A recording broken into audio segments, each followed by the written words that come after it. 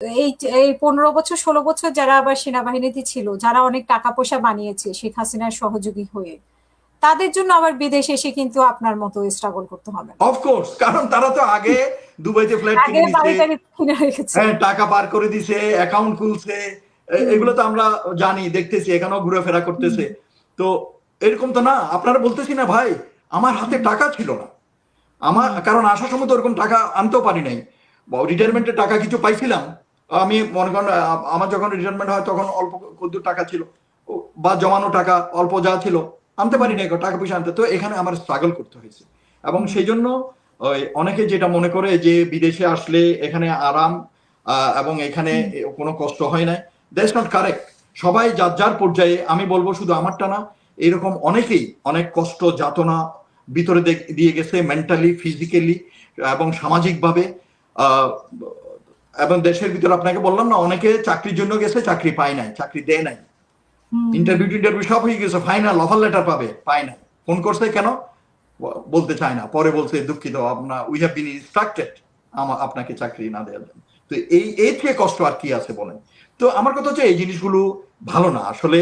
এই দেশের সর্বোচ্চ গৌরবের প্রতিষ্ঠান সেনাবাহিনীকে নিয়ে অবহেলা, হেলাফেলা, এই ধরনের তুচ্ছ তাচ্ছিল্য করা উচিত না। এটা মানে কিন্তু রাজনৈতিক অস্ত্র, রাজনৈতিক হাতিয়ারও বানানো উচিত না, আবার এইরকম অন্যায় ভাবে ছাঁটাইও করা উচিত না ঠিক, রাজনৈতিক অবশ্যই অবশ্যই সেনাবাহিনীকে প্রফেশনাল থাকতে দিতে হবে। তারা প্রশিক্ষণ এবং প্রস্তুতি নিবে দেশকে, যখন ডাক পড়বে দেশকে রক্ষার জন্য, সোজা কথা। এর বাইরে যাওয়া উচিত না, সেনাবাহিনী একটা স্টেপও দেওয়া উচিত না।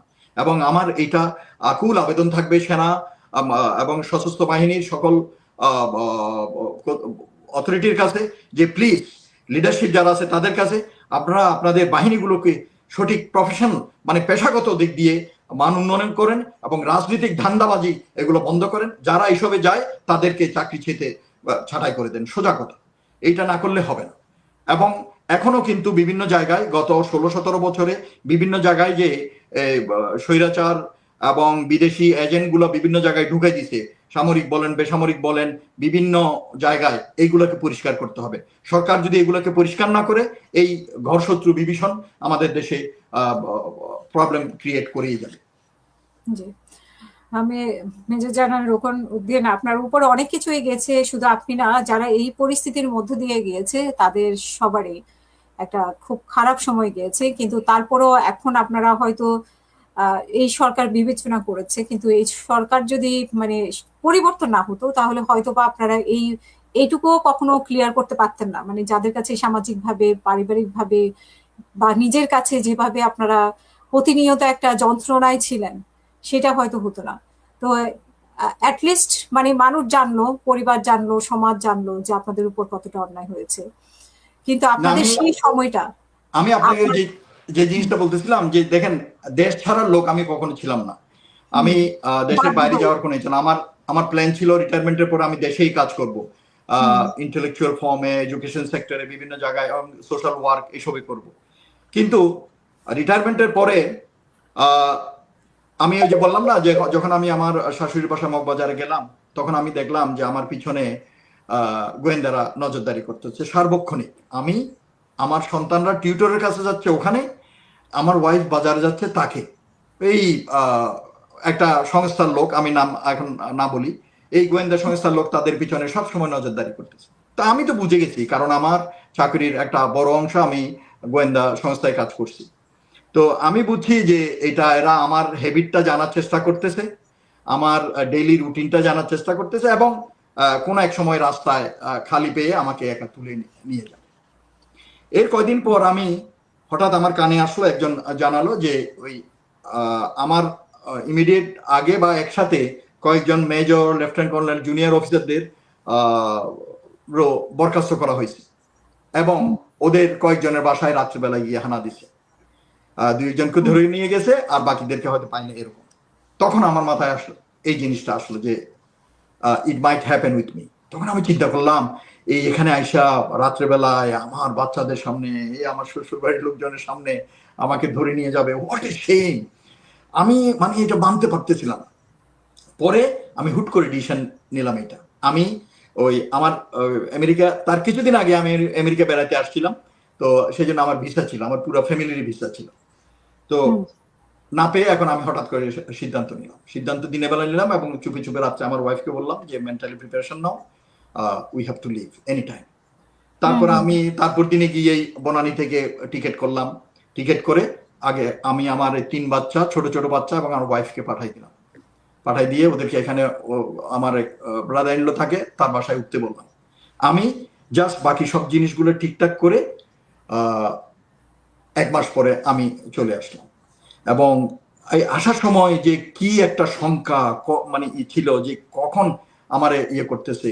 তো আমি তো আসলে এইসব টেকনিক জানি, মানে যে কিভাবে, গোয়েন্দা আপনাকে ফলো করতো তারা হ্যাঁ কখন ফলো হ্যাঁ, করে যারা ফলো করতে এদেরকে শেক অফ কিভাবে দিতে হয় এগুলো তো আমি শিখাইতাম, আমি নিজে গোয়েন্দা প্রশিক্ষক ছিলাম। তো হুম আলহামদুলিল্লাহ কোনো ইয়ে হয় না, তাদেরকে ইয়ে দিয়ে আমি এয়ারপোর্টে চলে আসছি। কিন্তু এয়ারপোর্টে আসার পর আসলে আমি খুব ইমোশনাল হয়ে গেছি। আমি যখন চুপচাপ এক জায়গায় বসেছিলাম, বিশ্বাস করেন হাসিনা, মানে আমি মেনে নিতে পারছিলাম না যে আমি আজকে এই চোরের মতো আমাকে আমার দেশ থেকে পালিয়ে যেতে হচ্ছে, আমার মাতৃভূমি থেকে পালিয়ে যেতে হচ্ছে।